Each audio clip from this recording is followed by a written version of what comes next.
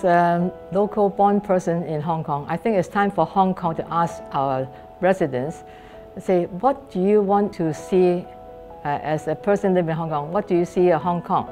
And how would Hong Kong ask you? And how should you contribute to Hong Kong, to the prosperity and the stability of Hong Kong as someone who is living here, which is a very unique city and which is a very distinguished international metropolis. I think this is very important for anyone living in Hong Kong to ask himself or herself, how can I contribute to Hong Kong? Not ask, what should Hong Kong do for me? Hong Kong has been doing so much for anyone living in Hong Kong since the 1840s up to now. And I think in the next 25 years, it's up to the people living in Hong Kong or the young people who are going to be born in Hong Kong. They should say how I can contribute to the continuous stability and prosperity of this wonderful city. Well, I mean, for me, I've actually been here in Hong Kong for more than 50 years. And so I've seen the different changes in administration, pre-97, before 97, and of course, during 97, after 97, I mean, I was at the ceremony the night in the convention center, actually, when at that time President Jiang Zeman came and Prince Charles was here to do the handover. So it was very special, Hong Kong going back to China. No country has ever done that. It was part of history. And so I've been in China for 45 years. I had my first office in Changsha, Hunan. So I saw the changes taking place in China as well. I developed a strong admiration, a strong trust for China. Knowing the old China to where it is today, it's like two different countries. But I watched the people. I have businesses in China. And I watched the life of my staff get better and better and better. And so this 25 years is very, very special. It's the halfway point between 2047 and 1997.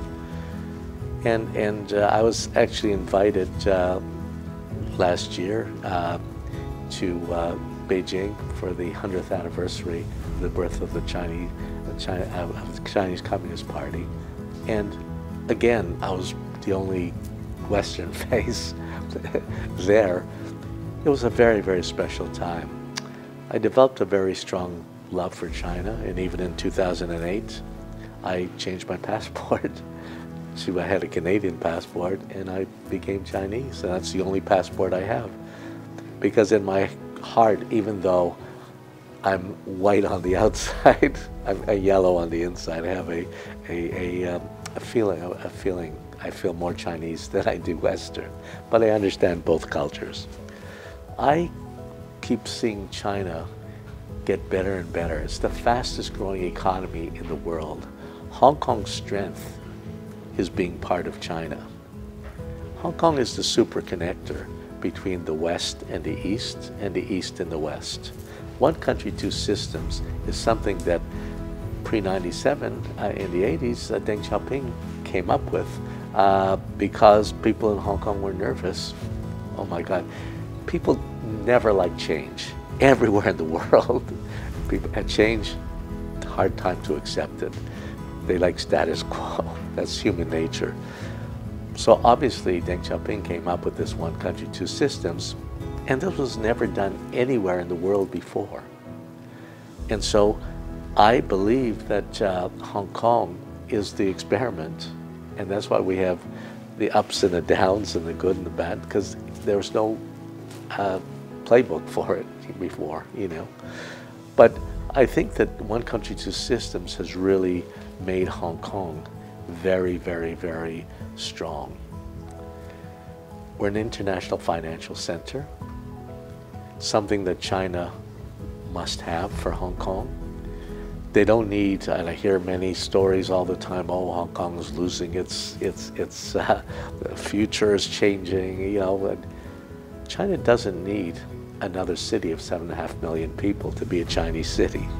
They need the one country, two systems to really help them to connect with the West And Hong Kong is that special place, and we must keep that.